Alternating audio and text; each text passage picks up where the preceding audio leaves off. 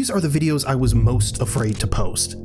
Not because anyone knows who I am, I'm just a voice behind a screen, but because every time one of these stories starts gaining traction, something suddenly changes. Visibility drops, reach collapses, and the video gets quietly pushed into the shadows. So if this compilation disappears, now you'll know why. We start with the story of a man whose discoveries could have rewritten reality itself, but he died in a strange plane crash. And the CIA quietly scooped up his life's work. Years later, they released only fragments. The rest, locked away. That is classified as a non-physical reality. The nervous system is the thing that is evolving, and the nervous system is supported by a skeleton of bones and muscles and tissue, etc., etc. The nervous system is that thing that gives us the picture of our realities. That is, our realities, that reality which you see all around you, the flowers and the chairs and the microphones and the teacup, is given to us by our senses. Yeah. We don't see light which is beyond UV and beyond infrared. We hear only a limited scale of vibrations, like, for instance, we hear anywhere from 52 to 20,000 maximum. Mm-hmm. In other words, all our senses are limited.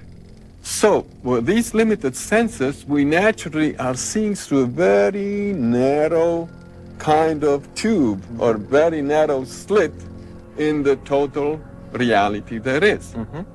Now, as you're evolving, what happens is that slit opens up more and more and more. So you see more and more of that reality, and we assume that we see different realities. They're not very different realities, but rather a very extended, broad view of one very large reality. Fortunately, his wife preserved rare material they never expected to surface. Material describing physical and biological effects that current science still can't fully explain. The kind of discoveries that attract intelligence agencies, not publishers. But before we dive into the first suppressed story, there's something happening right now that feels eerily similar. A new kind of revolution is rising, and those who ignore it are going to be left behind. You've probably noticed how fast AI is evolving. Jobs shifting, skills becoming obsolete overnight. But here's the catch. Those who learn AI early will be the ones shaping the future, not being replaced by it. That's why today's sponsor actually makes perfect sense. Outskill, the world's first AI-focused learning platform, is hosting a 2-day live AI mastermind this Saturday and Sunday from 10 a.m. to 7 p.m. Eastern. It's normally $395, but for the first 1,000 people who join through my link, it's completely free. In just 16 hours, you'll learn directly from experts who've worked with Microsoft and NVIDIA, including how to use AI to simplify daily tasks, build automations that save hours every week, create AI agents that think and act for you, make videos and images using AI, no experience needed, and even build income models powered by AI. Outskill is rated 4.9 out of 5 on Trustpilot, and more than 10 million professionals have attended this exact training. And if you join both days, you unlock over $5,100 in bonuses, including the Prompt Bible, which includes 3,000 plus prompts, a roadmap to monetize AI, and a personalized AI toolkit builder. Seats are limited and they will go fast, so grab your free spot now through the link in the description and pinned comment. Or, if it's easier, just scan the QR code on screen. Alright, let's get back to the question that doesn't want to stay buried. Who decides what we are allowed to know? And what happens when someone goes too far? Here is our reality, and here is the other reality, which we now have expanded. And we can be conscious on that level simultaneously with this level, so that we can actually have the benefit of both. And we can explore that reality and bring back the information. And this is, in fact, what Ben did.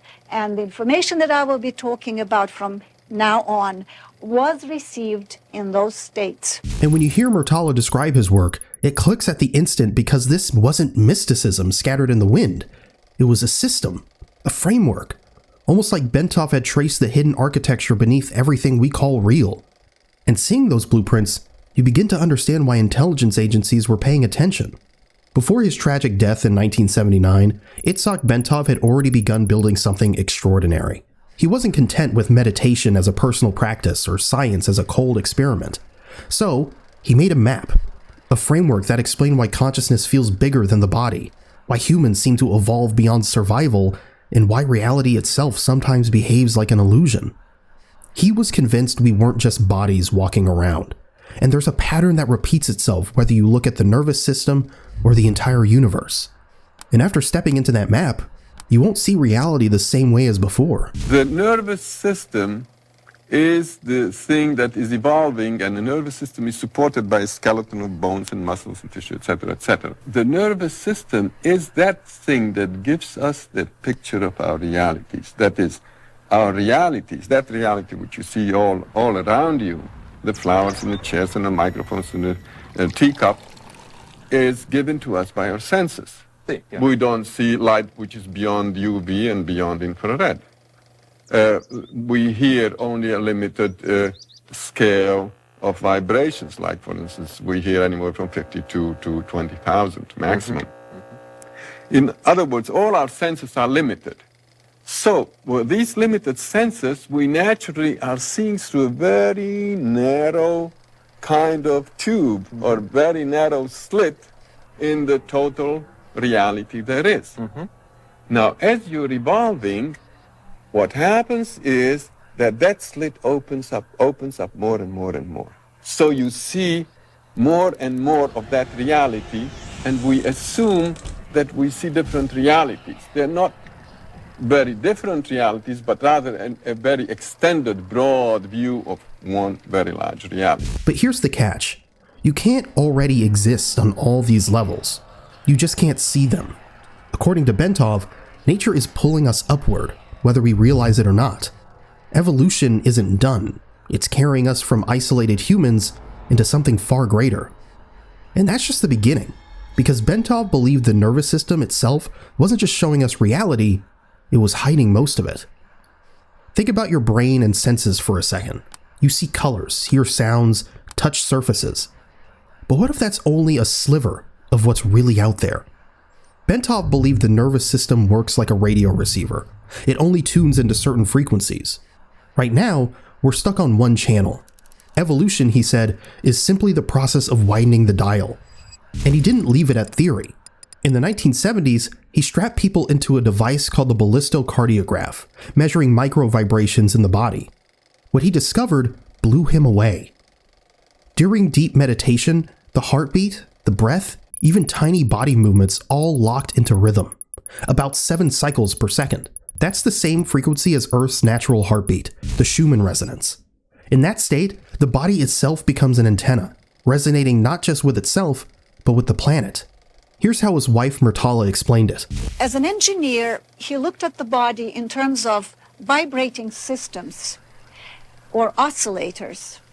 And in this case, there are 5. The heart-aorta system, the brain itself, a cavity in the brain which is filled with fluid, a ventricle, and then the brain itself, the sensory cortex, and then all this results in an electromagnetic field around the head.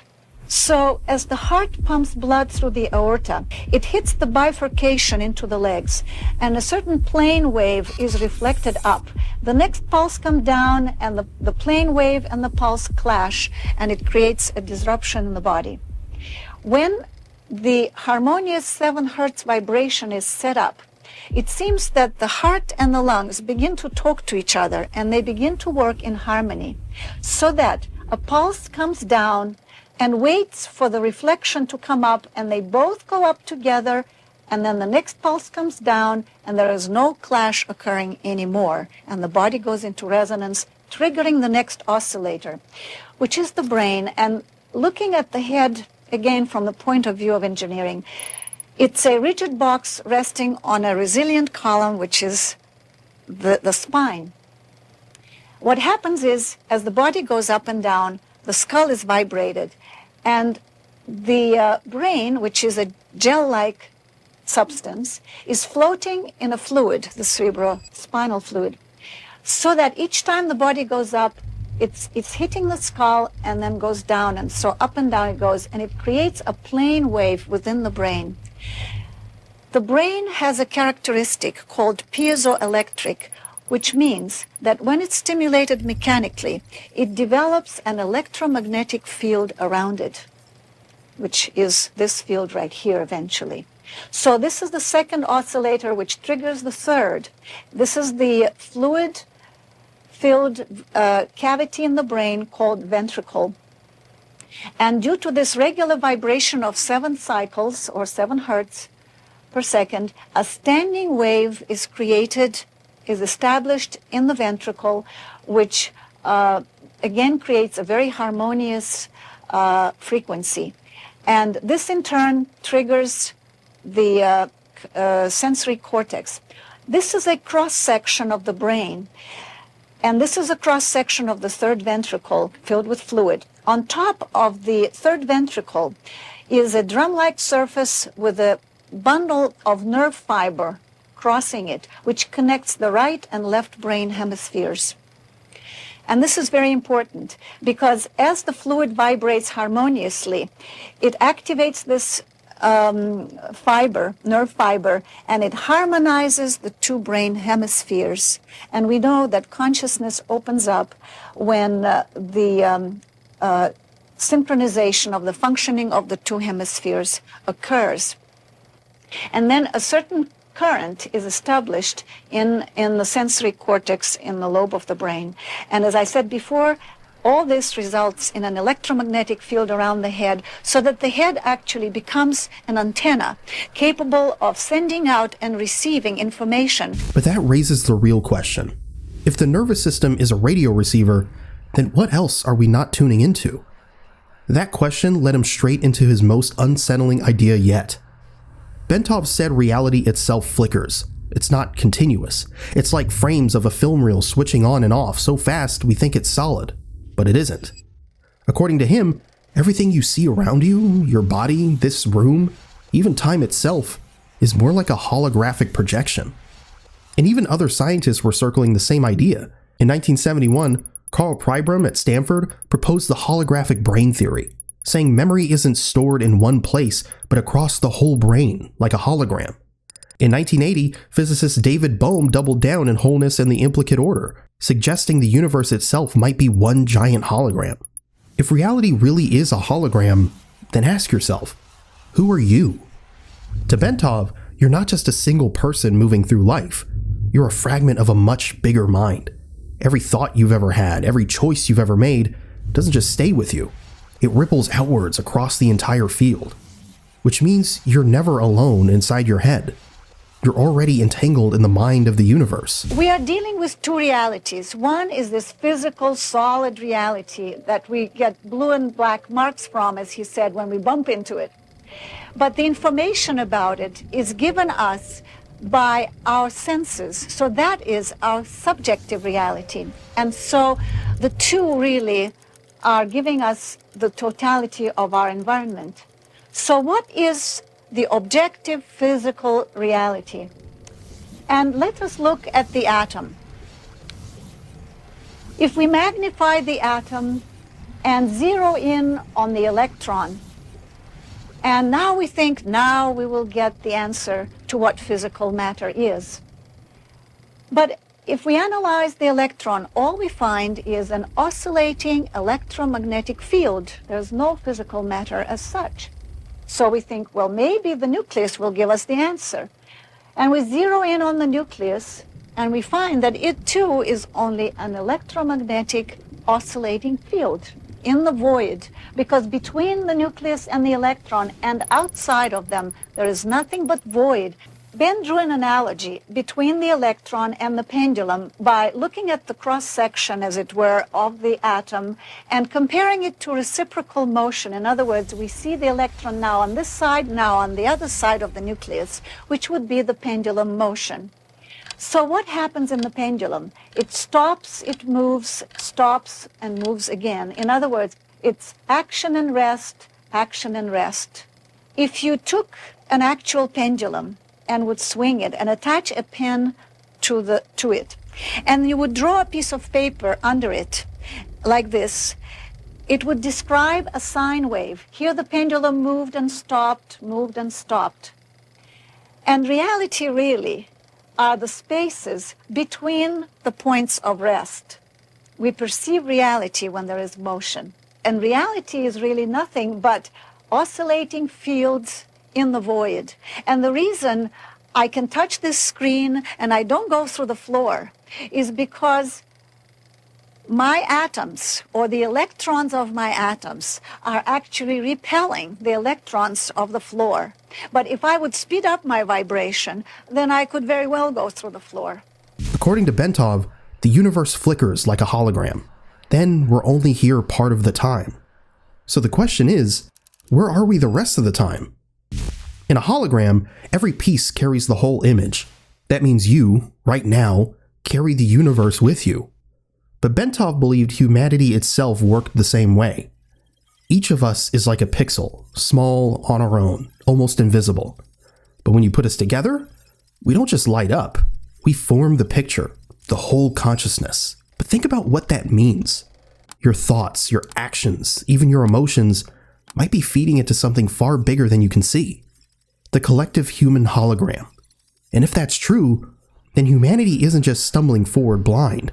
We're evolving as one organism, guided by patterns we barely understand. And that realization leads to a chilling possibility.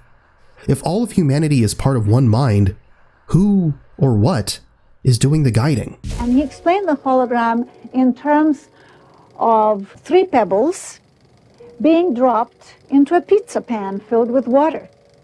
And you drop these pebbles simultaneously into the water. So it sends out these wavelets that reach every point on the surface of this water. If we take this water now, which resulted in a pattern of wavelets that now clash into one another, all this information about the pebbles, and it's called the interference pattern. In cross-section it would look like that. And if you quick freeze the water and you get a piece of ice like this, which is actually a photograph of all the information about these pebbles. And then you take what is known as coherent light, or light where all the rays are of the same frequency, a laser light, and you shine it through this interference pattern.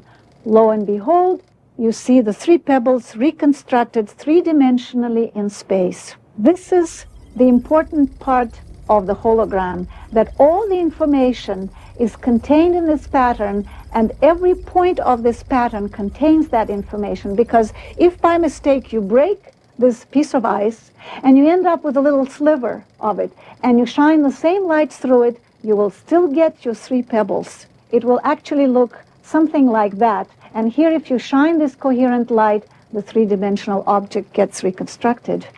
Now, if instead of those 3 pebbles, we substitute 3 individuals, because we, like the pebbles, are constantly sending out information about ourselves in a variety of ways. And all these fields are interacting, creating a hologram, an interference pattern, and you could say that human consciousness is one big hologram of information about humanity as a whole. We are one mind, one consciousness. Imagine smoke rising in a circle, looping around and feeding back into its own center. That, Bentov said, is how the universe breathes. Everything, from galaxies to human bodies, follows this toroidal pattern. Energy flows out, curves around, and comes back in, creating balance. Even your heart produces a toroidal electromagnetic field, measurable with modern instruments. In fact, a 2014 paper in Nature Physics described plasma structures in the lab forming stable toroidal patterns, the same shape Bentov said was written into the universe itself. But he didn't just mean this as a shape in space. He meant it as a cycle of consciousness. The universe expands, contracts, and learns from itself. Every birth, every death, every flicker of human experience, all part of this endless toroidal flow. This would be the structure then. This is the core of the structure, which is called torus, T-O-R-U-S, a melon-like structure. And matter emerges from the center in the same sequence as we saw before, condensing from light radiation, from photons to stable particles and so on. Then it expands, and visualize this as a 3-dimensional form, goes around and gets pulled back in upon itself into the black hole. This is a white hole and a black hole back to back. This is the gravitational collapse as galaxies are pulled in to the black hole and then re-emerge as energy again on another round to go around and around again. And each time matter goes around, it gets refined. Its consciousness is on the next rung of the spiral. Remember that every speck of matter on the surface of this torus is sending out information about itself. Our galaxy does, and so does a galaxy and many other galaxies which have gone ahead of us, so that the information that is being sent out gets interwoven into one web of information about the entire structure. This is the information that one can tap in those higher states of consciousness and in fact enter the knowledge that's available about the entire structure, because we are a part of this hologram, that little sliver that still retains some of that information, and by tuning into the totality of the hologram, we can have the information about every part of it, and that's exactly what Ben did. Now here's where it gets strange. Bentov claimed that death is less like falling into darkness and more like waking up from a dream. In his view, the soul sheds the body the way a diver sheds a wetsuit. Not destroyed, just stepping into another environment. A 2014 resuscitation study on near-death experiences found that many patients reported vivid perceptions, even when their brain had flatlined. Stories of tunnels, lights, or overwhelming peace. Details that eerily echo Bentov's descriptions years earlier. To him, rebirth wasn't some abstract religious promise. It was a mechanical certainty. Just as water evaporates, condenses, and rains down again, so too does consciousness recycle through the great cosmic system. You've been here before, he argued, and you will be again. But here's the question Bentov never fully answered. If we keep looping through life and death, like sparks in a current, who or what is keeping the cycle running? And this is where Bentov's story takes a turn from mystic philosophy to government files. In the 1980s, the CIA quietly declassified a series of documents known as the Gateway Process. That is classified as a non-physical reality. And once you understand that, the suppression makes sense. Next, we go even deeper. A discovery capable of providing near infinite clean energy, buried under ridicule the moment it appeared. The man who exposed the cover-up called it one of the greatest crimes against humanity, and he paid the ultimate price not long after speaking out. They came up with bogus straw men arguments against it, did politicking and story planting in the press, and I eventually realized that there was a rotten game going on. Could you give a bit more about the motivation of why someone would want to be destructive of good news? Well, they were very fearful. They realized that it was real and then tried to suppress it. We found a rare recording of his testimony. It was recorded on April 23, 1998. It's raw, unpolished, and unsettling. His words are too important to filter or reinterpret, so you hear them exactly as he said them. Listen carefully. So there was a compulsion by the Secretary of Energy in the new Bush administration to get to the bottom of this. And so I had to tell the press what the status was, and I had to ask them, and I had to find spokespeople. There became, I must say, one very positive person toward coercion very quickly at MIT, whose name was Professor Peter Hagelstein in electrical engineering. Now, when he came out with that theory at MIT, there was hell to pay, and he has paid a very big price. Basically, they threatened his tenure subsequently. They threatened him in many other ways. And frankly, to this day, they have it out for him and will probably make sure, that is the physicists in the physics department, etc., that he never gets tenure as a full professor. He is an associate professor now. As far as I'm concerned, this is so disgraceful that it is one of the most disgraceful acts perpetrated at MIT. And if that persists, MIT might as well just evaporate its so-called reputation. On March 23, 1989, the unthinkable happened. At the University of Utah, Two respected chemists stood before cameras and announced they had split the atom, not in a reactor, but in a glass jar. Heavy water, palladium, and a trickle of current, producing more energy than it consumed. If real, it meant infinite, clean power from ordinary water. For a brief moment, the world believed the future had arrived, but almost as quickly, the miracle of the century was branded the joke of the decade. What happened was that on March 23rd, 1989, something caught us all by surprise. In the afternoon, there was an announcement by Drs. Martin Fleischmann and Stanley Pons at the University of Utah, stating that they had performed what appeared to be some type of nuclear process in a small vessel, a jar, a test tube, as it were, of heavy water with palladium. More heat was coming out, they said, than could possibly be accounted for by the electricity going in and any known chemical reactions. Even when the laughter died down, one man refused to move on. Eugene Mallove, an engineer with degrees from MIT and Harvard. Unlike many of his colleagues, Mallove didn't dismiss the Utah team outright. He had seen too much to believe the story was over. And when internal data from MIT's own replication experiments crossed his desk, he noticed something disturbing. The early draft charts showed signs of excess heat in heavy water experiments, exactly what Pons and Fleischmann had claimed. But in the final version, the curves looked different. The upward trace of energy had been pushed downward, flattening out the evidence. To Mallove, it was not an accident. It was a deliberate adjustment designed to erase a positive signal. Mallove knew what he had seen, and by speaking out, he crossed a line few dared to cross. Years later, he would pay the ultimate price. On July 10th, the data that was in the MIT draft report, as made by one individual on the team of 16, showed excess heat, on the graph at least, the semi-processed raw data, you might say. There it was, excess heat in the heavy water experiment, no excess heat in the light water experiment.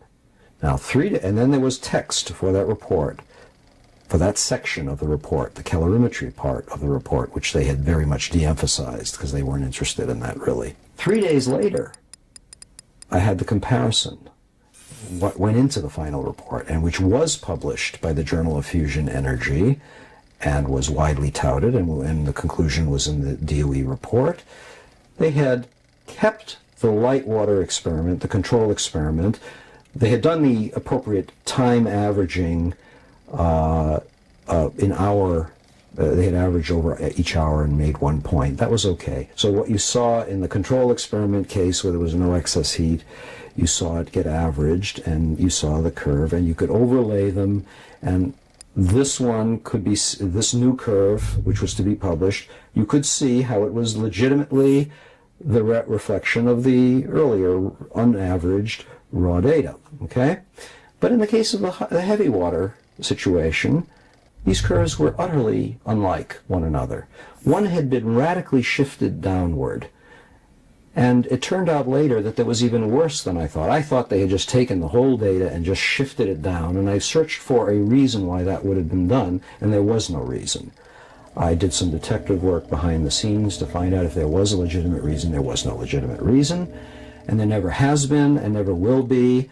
And furthermore, it has been analyzed by others in a more sophisticated way than the analysis I applied, and they found out that there was absolutely no way whatsoever of taking the data from the preliminary July 10th version and going to the July 13th version, which was 89, which was published, and ever coming up with that by what is called a linear transformation. It had to be highly manipulated.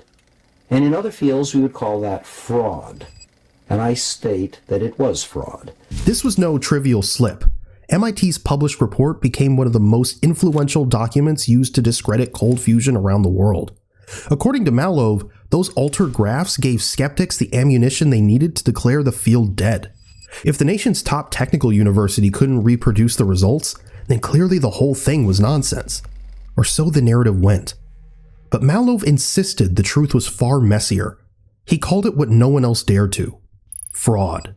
And furthermore, in the entire bigger picture, forgetting now for the moment just that curve shifting, which is fraud, okay? The big picture is that they used their conclusions, which were totally inappropriate, to continue the charade to 1998 and onward, that there's nothing to cold fusion. The big university MIT and its experts concluded that it was nonsense. That's the worst fraud. But if someone wants to get the real smoking gun and say, did they ever do an experiment that looked like it might be promising, they were duty-bound to publish that experiment and say if they wanted, okay, here are the error bars that show the errors we might have made there. And so we look at that curve and we say that it really doesn't prove what Pons and Fleischmann was doing. In fact, they also wrote in the language there, and they changed the language from July 10th through July 13th and showed that they were matching their negative conclusion to the shifting of the data. I would not have objected if they had just showed the data and said, we don't think that means it's cold fusion, and it's not. But I think most people would then have looked at the data and would have said, how can you say there's nothing here? You've only done one experiment for 80 hours in a comparison test. You better go back and do that again. The lower echelon fellow at MIT, under no circumstances, would have presented to his boss, Ronald Parker, the shocking news that MIT was going to be forced to present a nominally positive result. He just couldn't do it. He couldn't bring himself to do it. He didn't have the integrity to do it. Had he the integrity to do it, the whole story would have been different. They massaged the data, and in doing so, they rewrote history. But the graphs were only the beginning. What started in the basement of one university was about to reach the halls of government, where the final blow would be struck. By the summer of 1989, the excitement that once surrounded cold fusion had turned into a firestorm of controversy. The US Department of Energy stepped in, forming a special panel of experts to give an official verdict. Scientists across the world waited anxiously. If the panel found the claims credible, billions could be redirected into a new line of research that promised unlimited energy.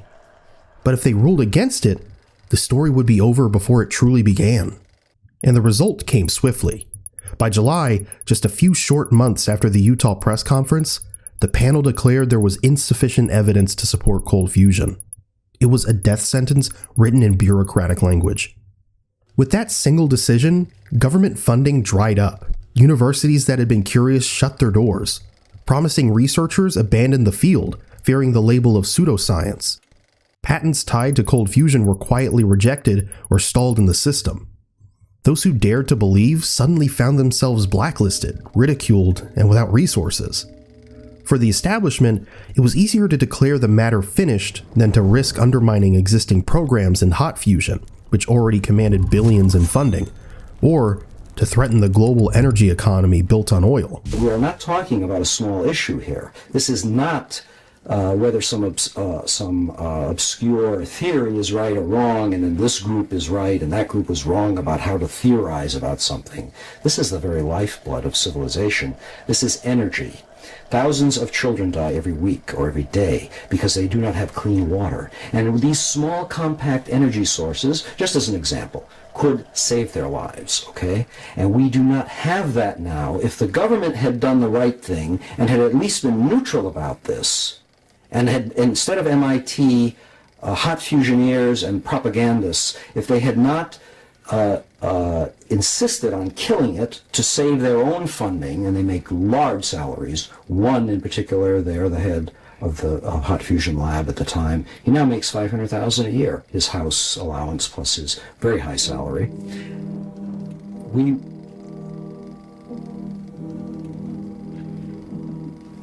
What would have happened is that science would have proceeded in a reasonable way. Now, it wasn't about the truth anymore. It was about protecting billion-dollar hot fusion budgets, political prestige, and the profits of fossil fuel empires. And when so much money and power are at stake, the knives always come out. But the real tragedy wasn't in Washington. It was in the world outside the lab. Mallove said what was buried in 1989 could have saved countless lives had it been pursued with honesty and urgency. Imagine small, affordable power units bringing electricity to villages with no grid, purifying drinking water where children die daily from contamination, and replacing the burning of fossil fuels that choke the atmosphere. According to Mallove, this wasn't just a scientific controversy, it was a lost opportunity that stretched across decades.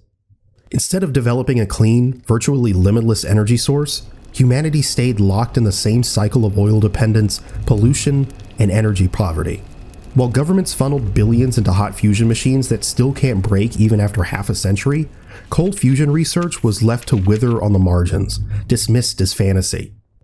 Mallove believed that this delay cost millions of lives that could have been extended with cheap electricity, safe drinking water, and modern healthcare powered by abundant energy. But frankly, the worst consequence for them, if they look themselves in the mirror, once all this technology is out and we're running, non-fossil fuel sources, non-conventional fission sources, they will have to look themselves in the face and in the mirror and say, look what I did. I delayed a technology for many years. And that's why I think this is a very serious matter. This is not a game. This is not an academic exercise. This is life and death. And this is, above all, for the world, hope that was killed, or temporarily killed, in 1989. All right? The world needs a large dose of hope for many reasons. There's a lot of concern about the environment. And to have participated in a conspiracy, a public conspiracy, not a smoke-filled room conspiracy, a publicly acknowledged conspiracy almost, out in the open kind of conspiracy to kill an idea, and not an idea, but a real technology as we now see, as commercial developments are occurring, is a disgraceful thing. Millions of people, in effect, have needlessly died. We will never get back the 9 years or so, or however you want to rate it, when it should have been taken seriously. All that time is gone and will never come back again.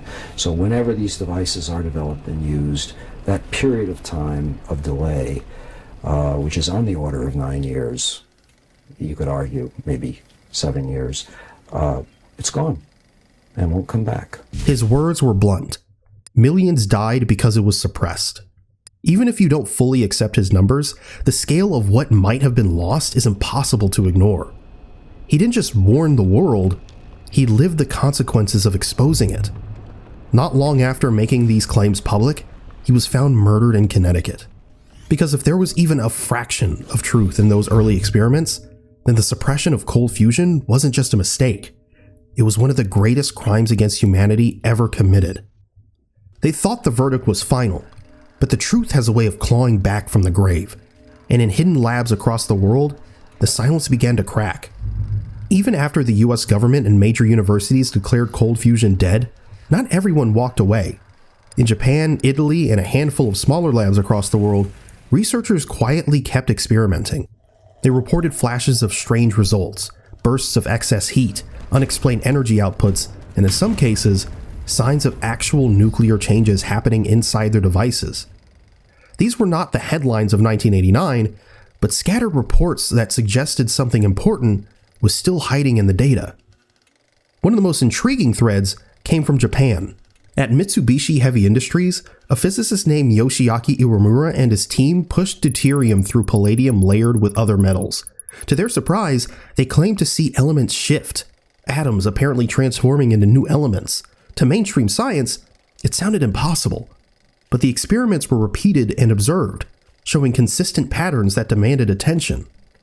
These results hinted at processes that classical physics could not yet explain. In 2004, the Department of Energy revisited the subject. The official line was still skeptical, but this time the report acknowledged that there were anomalies worth testing. It was not an endorsement, but it was a crack in the wall that had been built in 1989. Has already been exhibited in their experiments to evolve more than 1,000 times the chemical energy if you just burn that hydrogen. So even though today conventional hydrogen energy is the good thing, you have to make it somehow with energy. But what Randall Mills is saying at the Blacklight Power Corporation is that if we use this process that they've developed and patented in Australia, we can get 1,000 times the energy out of ordinary hydrogen, which means fill up your car with a tank full of water, 20 gallons of water or so, drive a 200 horsepower car, as he stated in our magazine, drive it at 60 miles an hour, 100,000 miles. That's what one tank full of water will do, according to his modest theory. According to cold fusion theory, a relatively smaller amount of water, not even a 20-gallon tank, appropriate kind of water and what have you, might drive the car millions of miles. So we're talking about a powerful agent of change here. This isn't just censorship, it's control. And finally, the interview that almost never saw daylight. A retired lieutenant colonel who had access to the real Tesla files, the ones the public never saw. He claimed entire sections of physics were purposely removed, erased, because they unlocked energy that doesn't need fuel, and weapons that don't need warheads. He says agencies monitored him for the rest of his life. By the way, it's a pleasure to do this because I would like to see Tesla get some decent press. Yeah, that's what we call it. Let's rewind back to 19th century science. James Clerk Maxwell stood before a tangled web of equations, 20 unknowns describing the raw living force of electromagnetism. His math was heavy, written in quaternions, an advanced language few dared to understand. But what it captured was wild. Hidden interactions, deeper dimensions, the strange behavior of energy that didn't fit inside neat boxes. But then came Oliver Heaviside, a self-taught genius in his own right. Heaviside looked at Maxwell's complexity and trimmed it down. 4 simplified vector equations replaced the original 20. Cleaner, simpler, easier to teach. Textbooks hailed it as progress, but in doing so, something else happened.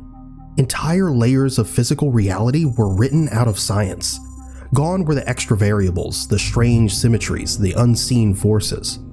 And Tom Bearden didn't mince words. He called it castration. What we use today as Maxwell's equations are only a shadow of what Maxwell actually proposed. The original electromagnetics written by Maxwell himself was written in an algebra called quaternions. What we mean here is a higher topology algebra in which you can do things in this kind of expression of electromagnetics that you can't do in vectors or tensors. Now, the real theory that Maxwell had, depending on who counts the equations and what they count, is something like 20 equations and 20 unknowns, to give some numbers to it. When Heaviside got through translating it into a much simpler algebra called vectors, which he helped create, and he wrote all the modern equations that are used as Maxwell's equations, not Maxwell himself. None of those ever appeared in anything by James Clerk Maxwell.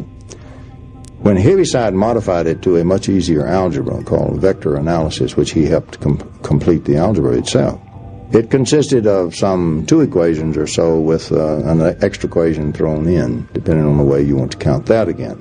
Certainly, if you want to count the full thing, 4 equations. So you can see a remarkable reduction in the amount of variations of things you could do. And that's what I mean when I say we previously had an electromagnetics that permitted lots of functioning that is no longer permitted by the kind of electromagnetics we're all taught to apply and use today. It's a subset of what can be done. He warned the cut was a lock on a hidden door. Once science learned to erase what didn't fit, the pattern spread. And the next thing they chose to silence was far more dangerous. The other half of every wave that moves through our world. Think about it. When a string is struck, one wave travels down it, sharp, visible, full of motion. But something else stirs beneath it. A second wave, quieter, dampened, hidden inside the instrument's body. Physicists knew this. But when they wrote the wave equations that power nearly every machine in the modern world, they tossed out the silent half, the anti-wave. Not because it didn't exist, but because it complicated the math. The result? Every generation of scientists has been taught to throw away half of physical reality without even realizing it.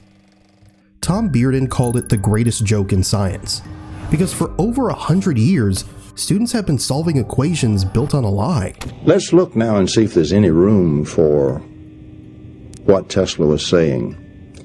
And I want to tell you a story of the greatest joke on all of science in all of history, because you'll never understand Tesla till you know this joke. When they were trying to write the wave equation for the plucked string wave, of course they were studying plucked stringed instruments. You have a taut string suspended between 2 points, on the body of an instrument, and they simply plucked the string various ways and watched the waves. They then wrote equations for the tensile forces and so forth in the string. They isolated the string. They assumed that there's nothing else happening but the string. And using the forces, and they still teach the sophomore students to do it this way, they derived the string wave equation. First of all, there is no such thing as a tight string independently existing apart from a holder anywhere in the world. There never will be. There is, however, a tight string which has equal and opposite forces in the ends of the holder that's holding the string and creating the tension on the string. If you will apply the same approach and ask yourself the full question, what system was perturbed? It was not just the tight string. It was the tight string plus the body of the instrument. What comes about is that every transverse string wave that occurred in the string, an equal and opposite highly damped wave occurred down in the body of the instrument. Every guitar picker, which I'm a very poor one, knows that the body of the instrument vibrates when you pluck the string. You depend on the characteristic of that for your sound. What happened, though, by throwing away the holder and the anti-wave in the holder, every time a mathematician or a physicist writes a wave equation, he has thrown away half of the problem of the phenomena. The anti-wave still exists, but he threw it somewhere, usually into a highly damped system, and ignores it. The way he gets by with that, at the end, where he has now described his reactions with the single wave equation, the transverse wave equation, the other wave reappears, and he says, oh, that's Newton's third law reaction force, because it's always equal and opposite. Well, Newton's third law is not a law, it's a description. It is not a mechanism for what causes something at all. If you add back in the wave that is missing, guess what you get? You get equal and opposite waves in the vacuum. These waves are in fact longitudinal waves. They are more sound-like, and Tesla was right, and all the textbooks in the world are wrong. The anti-wave didn't vanish. It dropped beneath the surface, into the vacuum, silent, invisible, but still alive. Modern quantum theory tells us the vacuum is anything but empty. A boiling storm of activity lives there. So what exactly did we silence when we cut those waves in half? If the missing wave is still humming in the dark, could it be more than just noise? Could it be power we were never meant to use? And if that hidden wave is still echoing beneath reality, then someone had to notice it. Someone had to hear what the rest of science chose to ignore. And one man did, and he swore the vacuum itself was alive. His name was Nikola Tesla. While the world applauded Hertz's discovery of transverse EM waves, Tesla stood alone. He declared the entire theory false. He believed the vacuum wasn't a dead void, but a living medium, pulsing like a gas. Not sideways ripples, but longitudinal waves. Compression and release, like sound traveling through fog. To everyone else, this was fantasy, but Tesla had seen it. He started to build machines that didn't follow Hertz's laws. His waves were different, deeper, stranger, and full of potential. And while the textbooks dismissed him as deluded, something else happened in the background. Quietly, quantum physicists began describing the vacuum as a virtual particle flux, a seething sea of activity, eerily close to Tesla's own words. They used a new language, but the idea was old. Tesla's idea. It was deeply involved in it. Tesla made several statements, for example, over and over, where he said, there are no transverse waves in the vacuum, no Hertz waves. The waves in the vacuum, I have already proved, he said, is like a gas. And the waves in it, therefore, are like sound waves. They are longitudinal waves. And he was indeed correct. Today, for example, in modern quantum mechanics, there is a vacuum, it is a medium, and it's a virtual particle flux. And so, indeed, the vacuum is a virtual gas by today's best physics. And Tesla was right. It is a longitudinal wave. If Tesla was right about the waves in the vacuum, then the next question isn't whether they exist, It's what can be done with them. And Bearden claimed the answer was terrifying. Energy that doesn't just move, but hunts. Not all beams scatter. Some fight their way back. In optics labs, a phenomenon called phase conjugation showed that a distorted beam could reverse itself, retracing its path as if it remembered where it came from.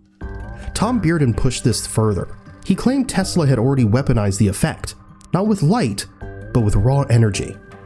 Beams, he said, could pierce the earth and lock onto targets with unnatural precision. So by self-targeting, I can hold a laser beam on a point. It doesn't have to be a booster or a defense or anything. I can hold a beam of energy onto a point that I have at a distance. That's the main thing by self-targeting. And in my own opinion, I reached the opinion that Tesla, in his telegeodynamics, had discovered how to do that with the mechanical waves. First of all, he could transmit the full wave through the earth, and he could cause the thing when it came back to be phase conjugated. Once he had a reflection from anywhere, he could narrow immediately into that point and put all his energy to that point. And today, there is a theoretical basis for it. I couldn't build such equipment, but I mean, there's a theoretical way to go to do that. And apparently, according to his statements, that's my interpretation of what he was doing. He was doing iterative phase conjugation and therefore able to focus his energy, regardless of what kind of route it followed, to the exact point he wanted it to go to on the other side of the earth. Bearden believed Tesla's lost experiments may have been real demonstrations of self-targeting energy weapons, capable of seeking out reflection points anywhere on the globe. And one of those points, he suggested, may have been a remote patch of forest in 1908 Siberia, Tunguska. Because of certain time sequences of some of his statements and incidents which actually happened, I think as a last desperate measure, while his installation at Long Island was still intact and still in operation, I believe he fired the electrical pulse of energy that blew down that forest in Siberia. Oliver Nicholson has done some very good work, for example, to look at the admittedly circumstantial evidence. We can't prove it at all. I just happen to hold to the thesis that it was his last-ditch effort to try to solve his problems that he'd lost with Morgan by focusing attention onto the absolute power that could be unleashed with this. And it failed. Nobody was interested. The devastation was real. The cause? Still covered up. But the idea that energy could hunt, that it could think, stuck like a splinter. And imagine if Tesla knew this energy could fire a beam through the earth and have it return home like a guided ghost. Then what kind of power were they playing with? And why hasn't the world admitted it? And then, in the late 1970s, shortwave radio operators across the world began hearing it. An eerie mechanical tapping. Rhythmic, relentless. Tap, tap, tap. It cut through conversations, music, and military channels alike. No one knew where it came from, but soon, all fingers pointed to the Soviet Union. Moscow eventually confirmed the source, a massive over-the-horizon radar array near Chernobyl called the Duga system. They said it was part of a Cold War early warning network, designed to detect incoming missiles before they crossed Soviet airspace. But some experts weren't convinced. The power required to broadcast that far, and with such strange interference, was extreme. There's been a lot of discussion on it, and I guess the official realization was that, or calling it, was to say it's just simply over-the-horizon radars. Well, they built a lot of them. But if you look at it through the eyes of the scalar interferometry, and I mentioned the two references and have cited them in various papers, there are other work along that line too. If that approach is used in what seems to be what Tesla had done, if you use the Tesla approach to interpret it, now one is dealing with scalar interferometry and dealing with something that can do some rather astounding potential weapon effects. With the Tesla interpretation, one of the things that would result from that line of weapons, assuming they are used as scalar interferometry weapons, one of the great things that would emerge from them would be to produce controlled energy at a distance. For example, great huge balls of controlled electromagnetic energy, or if you pulse it, great blasts of electromagnetic energy at a distance.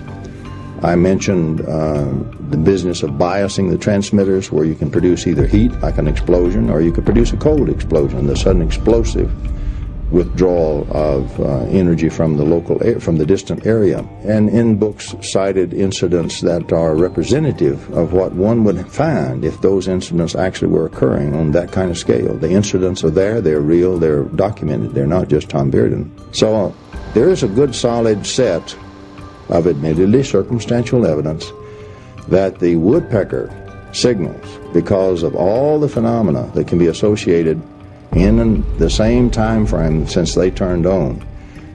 These phenomena very strongly suggest that this set of weapons is not just over-the-horizon radars at all, but are really Tesla weapon systems.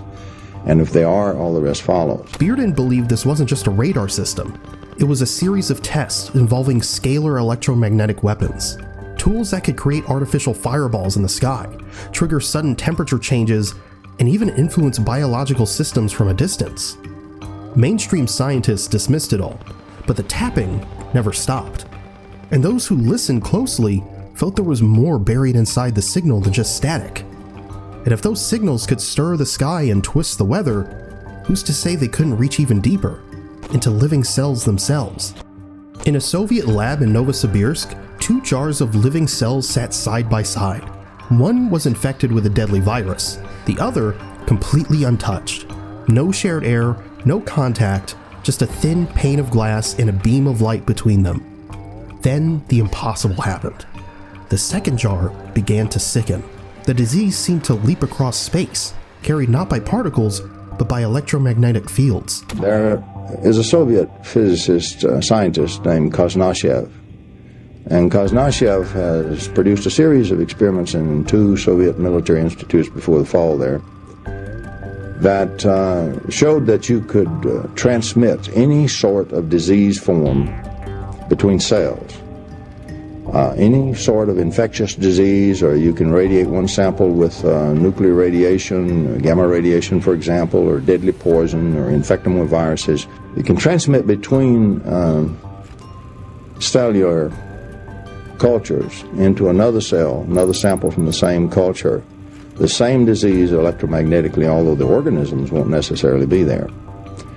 That works in literature if you pursue it. Koznashev has several books out now that are available since the Russian system has loosened up a bit. That work has been replicated at the University of Marburg, for example, in Germany. It has been replicated at the University of Sydney in Australia, and it has been replicated by at least one researcher here in the United States. He's trained to say if there are no force fields, there's no electromagnetics. He ignores the potential that's left. He just sweeps it away and throws it away. From where we're coming from with the Tesla approach, that is the active part. That's the part that is being interfered within the bodies or whatever to cause whatever you wish to cause. If we couple it with the Koznashev stuff, we are saying that such scalar transmitters in interferometry within the U.S. Embassy could indeed have produced any sort of disease they wish. However, it would have very strange signatures. A.V. Koznachev repeated the experiment thousands of times. Some trials failed, but too many worked to ignore. Later, a handful of German and Australian labs reported the same disturbing results. Others denied it outright, but the question never went away. If sickness can jump the gap, what else might travel on those hidden currents? If the invisible fields could whisper death from one jar to another, then what else could they carry? And more importantly, what would happen if someone learned to bend those same forces towards life instead? In the back rooms of 1960s Bordeaux, a strange machine hummed like something out of science fiction. Its creator, Antoine Pryor, wasn't a doctor, but what his device did left scientists stunned. Lab animals with deadly tumors were placed inside its electromagnetic field. Days later, the tumors shrank. Some even disappeared. Reports from the French Academy of Sciences confirmed it. This machine was triggering the immune system, fighting disease without surgery or drugs. It should have changed medicine forever, but it didn't.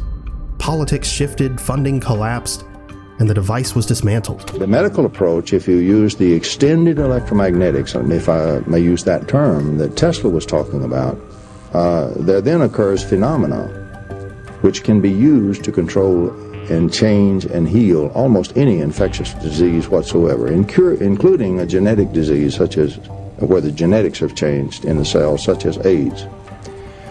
Now that is not an idle statement. That is a very rigorous statement based on some very rigorous scientific work done in France in the late 60s and early 70s by Antoine Priori and a team of scientists that gathered and worked with him. And these were eminent scientists, world known.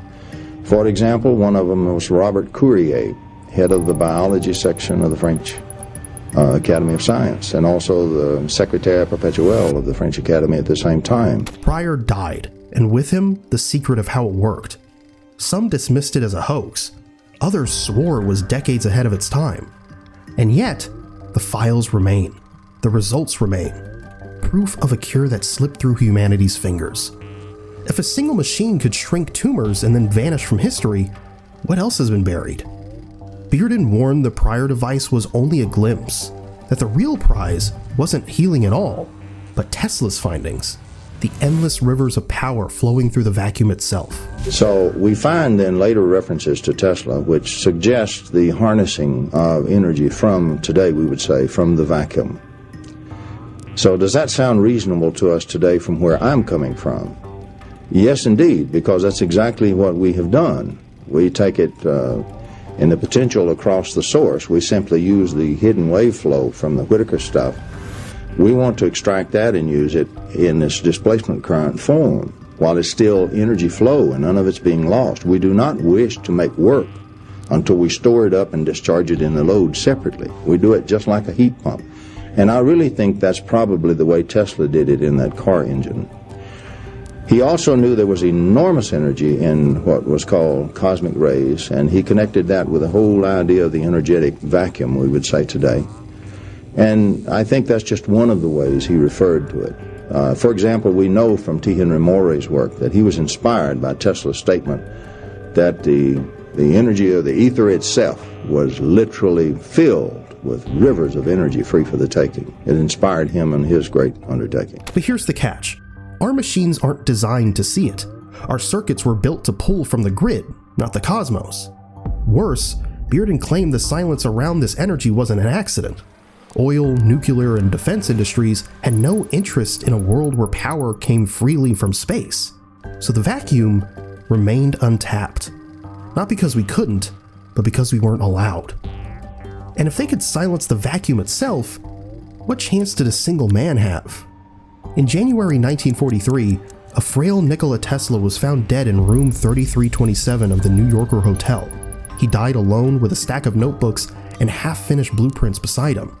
Within hours, agents from the US government arrived and seized every paper, every sketch, every trace. The man sent to evaluate them? John G. Trump, an MIT electrical engineer. And his final assessment was that the documents held no practical value. To some, that ended the story. Science itself is unforgiving. There's many histories of scientists' persecution of other scientists with whom they disagreed. The system is very prone to either destroy, condemn, or bury any scientist who seriously disagrees with it to this day. Well documented. We could make another documentary movie on just that. However, here was a preeminent example of a disagreement with the current scientific control. And the scientific control was adamant that he get wiped out of the books and he get labeled a lunatic, and that's exactly what happened. He wound up with his name, Tesla, attached to a coil, and one unit of measurement named after his name. And as far as the scientist was concerned, that was enough. He didn't deserve anything else, most of them. So the scientific community rejected him. After Morgan turned his back, the financial community rejected him. Here was a loner then again, absolute loner. What was he to do? Exactly what he did, retire to his hotel room and feed the pigeons and think grand dreams. Live on a small pittance which kept life and limb together from his native Yugoslavia. And once a year have a press conference where he spoke of all the grand things that he thought of and he wished to have happened. But at least overtly, as far as we know overtly, never again was Nikola Tesla to ever have a chance to attempt any of the great things that always surged through his restless mind. But you've just seen stories that weren't supposed to spread, ideas that were buried, ridiculed, or quietly erased. But if these truths can survive suppression, Imagine what else might still be hidden.